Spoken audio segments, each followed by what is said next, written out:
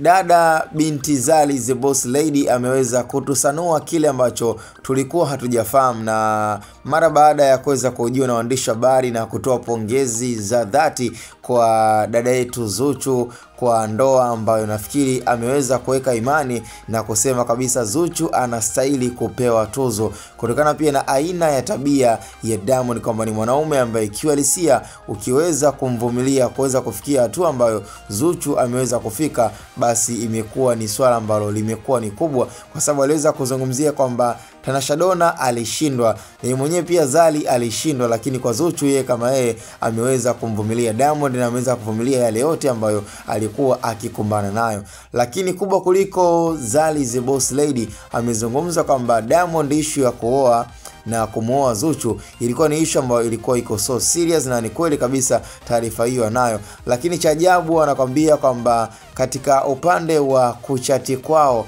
ama kuwasiliana kati ya Diamond na Zari ni kwamba Diamond anadai kwamba pia ana uwezekano wa kuongeza mke mwingine, na tena huku akiweza kumapproach baby mama wake Zari the Boss Lady. Yani bado Diamond amekuwa kidogo kama anatamani pia Zari the Boss Lady akawe mke wake wa halali katika ndoa ambayo tayari ameshamuoa Zuchu, na hiyo